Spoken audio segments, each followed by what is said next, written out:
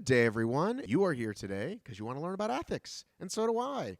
So I had a call with them today, and I want to bring to you the actual workout, the actual event itself. I did a whole podcast that lasts about an hour, and I will link that below as soon as it's up. And in this video, we're going to go through all the zones. There's a strength zone, an endurance zone, and then what they call Metcon X zone. And here's one thing I really liked about these guys. Each year, the workouts are the same for the entire year, so you can perform once, perhaps go back again, see how you can improve. But the next year, they keep the same zones, but they do change the workouts. And I think that's kind of a cool way to always keep it fresh. We all love to get times that we improve upon, but the idea of resetting every year and keeping the base of an event, like, hey, this is what ATHX is, I think is super cool. But as I mentioned, there will be an entire podcast up shortly that you can check out. But let's get into what the workouts are this year. Away we go. Let's go back to strength. This year, the strength zone is what? Let's pull this up here. And we've got beautiful pictures of beautiful people. And here we go. So why don't you go ahead and just say what it is while I play it here for those that are watching. So the strength workout in the ATHX category, you have 8 minutes as a pair to build to a 1 RM shoulder to overhead. So you both get to record a score, and it's a 1 RM shoulder to overhead. So you're going to see some people push press, some people push jerk, some people split jerk. Essentially, we're just looking for a finished variation of one of those for the rep to count. And between your pair, like I say, you both have a go at that, and you have 8 minutes to achieve your 1 RM. And then from minutes 8 to 16, you have to achieve a 10 RM back squat. Okay. And then each to get their own. So you don't, it's not one number. It's not one number. Yeah. Both partner A and B will record their own score. And as Mark said, like, we wanted where possible to give each individual athlete their own feedback on their scores. It's not fundamentally possible. And this is electronic or manual, or who's checking reps? We've got judges at every station, so they will be counting the reps and communicating with the athletes. So for the audio version of this, you must go and watch the videos for the amazing mustache of the gentleman doing the strength workout. Very Josh Bridges-esque vibe there. So pretty simple, right? Oh man, I lost the whole thing. You should know that AI is already giving me a nice answer when I type in ATHX London. I don't know if you've noticed that or not. So good job. AI recognizes you. By the way, they're doing a big hearing today in the United States about UFOs. So I'm not sure if you're ready to welcome our overlords or not, but that's happening. I wish I were making that up. It is happening in front of Congress today. So we do that. Now we're ready to refuel. Okay. Yeah. So just the only thing to mention here is we have the ATHX Pro category. So the strength workout for the pros, which is essentially our more competitive, competent athletes, they have 6 minutes to achieve their 1 RM shoulder to overhead, 6 minutes to achieve a 10 RM front squat, and then they also have a further 6 minutes where they'll go EMOM style, so every minute on the minute. Partner A will go on minute 0, and they have to do max strict pull-ups, and then partner B will go minute 1, and they basically have over the 6 minutes, they have 3 attempts each, and it's a cumulative max pull-ups. So we've got judges on the floor, and they are writing them down. Are they entering it onto an iPad? What is the scoring happening? So they're entering onto score sheets. Score sheets get collected at the end of the round, and then they go to the master scorer who records the scores. But the athletes will sign off on the reps and weights that they've lifted on the score sheets. And are those also on a big board? Are we doing any on-site scoring that way? So the basically as soon as the pair have gone through all 3 workouts, their scores are then uploaded to a live leaderboard, which is available on the website, and then it is and will be displayed at all of our events. We do some quite cool, which we'll get onto in a minute, but in the endurance zone, we've added a bit of visual kind of racing tools, which we can get onto in a minute, which I think helps for the whole spectator experience as well as the athletes. But yeah, leaderboards available live as soon as probably 15 minutes after you finish your workout, you'll be up on the leaderboard. Okay, refuel zone. So is this a giant gated off area with people lying and sweaty and they're being handed a beverage of a sponsor of some choice? This is what I'm imagining. What is actually happening in the refuel zone number 1?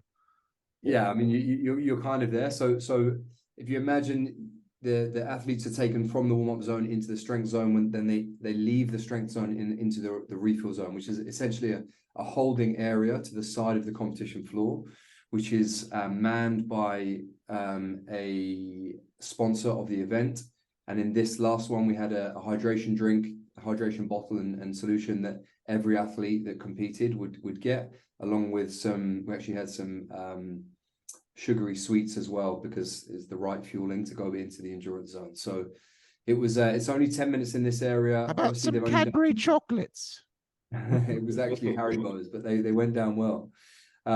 Yeah, so just trying to get simple sugars on board, get the athletes well hydrated before they go into the endurance zone, which is a fairly lengthy piece of endurance. So they don't want to be consuming too much in that area.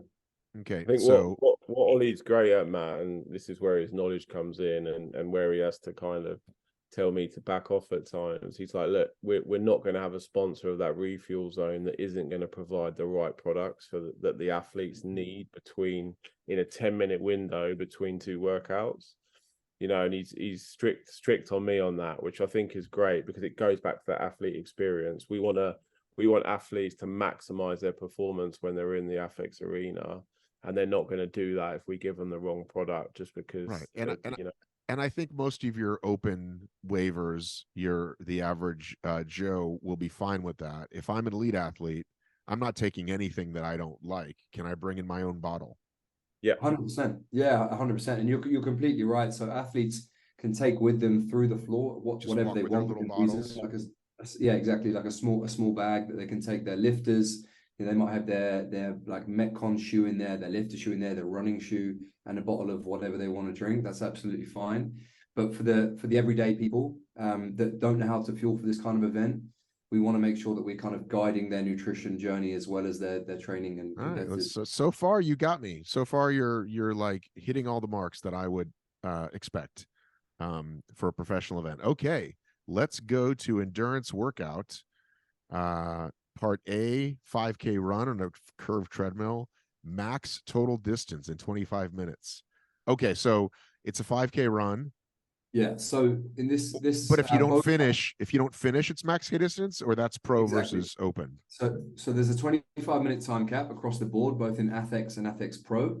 And in that 25 minutes, you have a 5K run. So partner A can start the run, and partner B can start what we're calling an ergathlon, which is a 1K ski, 2K row, and 5K bike. And it must be completed in that order. And you must fully complete the ski before you move to the row, and fully complete the row before you move to the bike. Now, partners can change at any time. So they could go 60 seconds and change. One person could run the entire 5K. It's completely down to tactics and teamwork. I like this. I'd like this. You'll be given 2 scores. So one will be for your run and one will be for your ergathlon. If you get capped out, we'll just take your distance and we have a calculation that will then rank you onto the leaderboard. But like I said before, you might have one of you in your pair that just, is slightly more biased towards running, that wants to take the majority or lion's share of the running work, and the other of you prefers the ergs. So in your training in the lead up to an ATHX competition, you can start to, like I say, use tactics and think of what you want to go and train to prioritize to give your best score come competition. Is she wearing her locker key? Is this what is her arm there? Do I get a locker at ATHX? I think it's a hairband. You think I wouldn't notice these things? This is why I make the big bucks. Okay, I notice small details. Detail. It was really interesting at the first event, like the tactics, how much tactics sort of played a part in this workout. So, some of the pairs, as Ollie said, split the workout. So one ran the whole 5K while one was working on the ergs the whole time.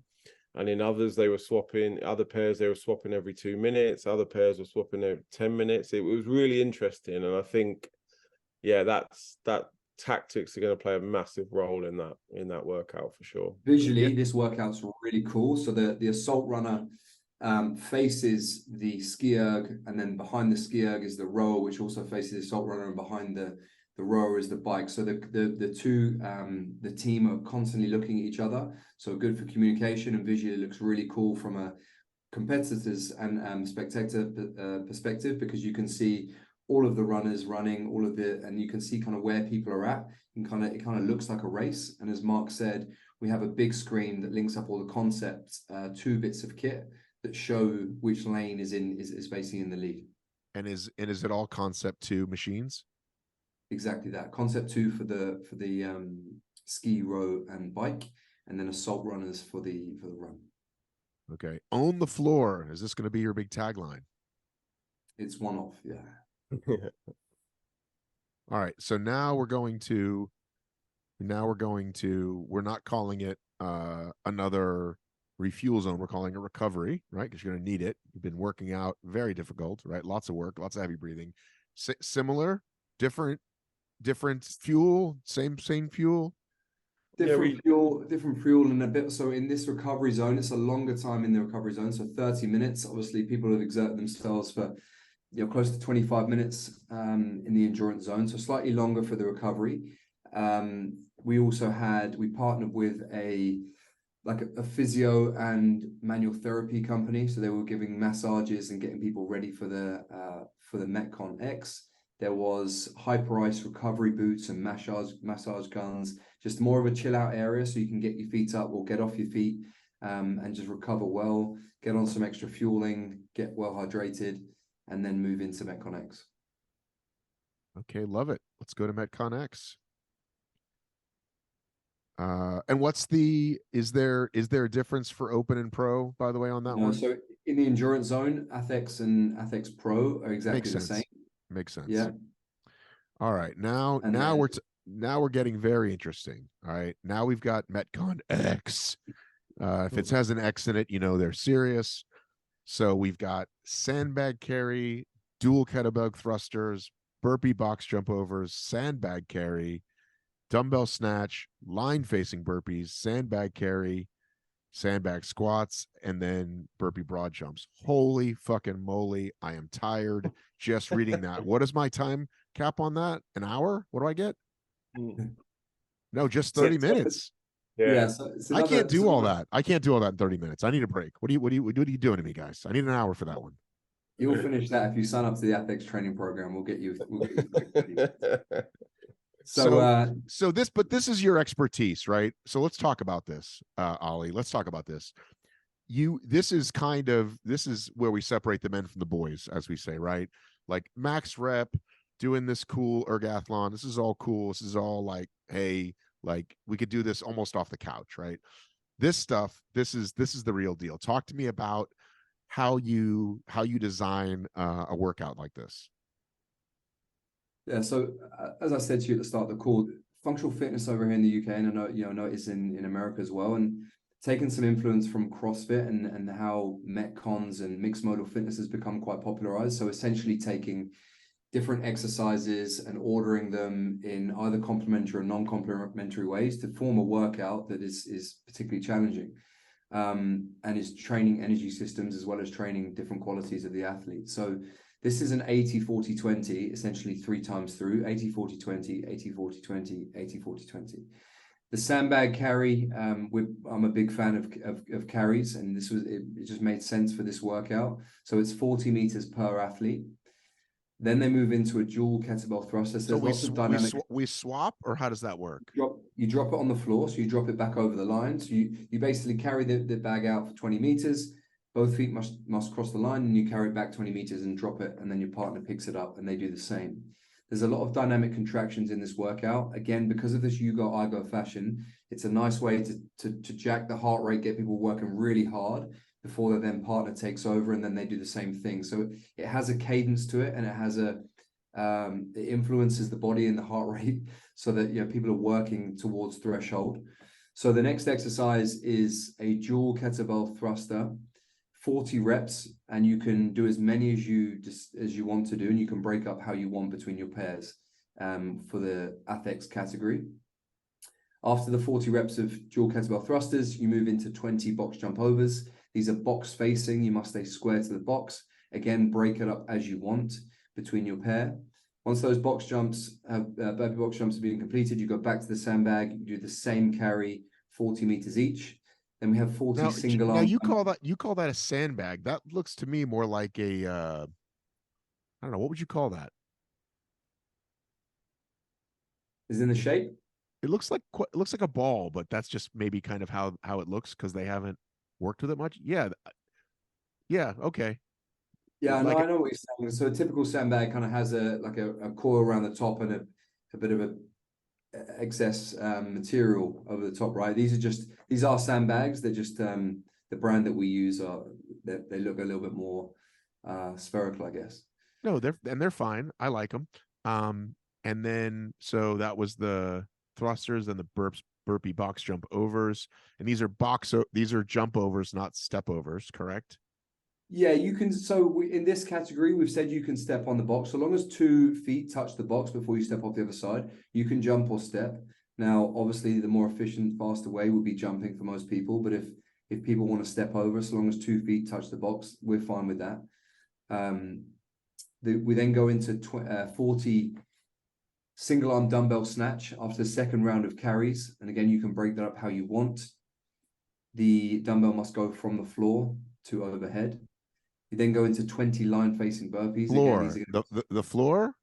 Yeah, the dumbbell must touch one head of the dumbbell must touch the floor. Okay. I can see that. All right. And then we go into line-facing burpees. Again, square to the line. You can jump over, you can step over, but you must go chest to floor and then hands and head behind the line the other side. Again, break those up how you want in the ATHX category. And then once the 20 are complete, you go back for your final sandbag carry, 40 meters each. And then after the second person gets back from the carry, they go you do sandbag squats. Brutal. sandbag squats. Brutal. Yeah. And then we finish with 20 burpee broad jumps.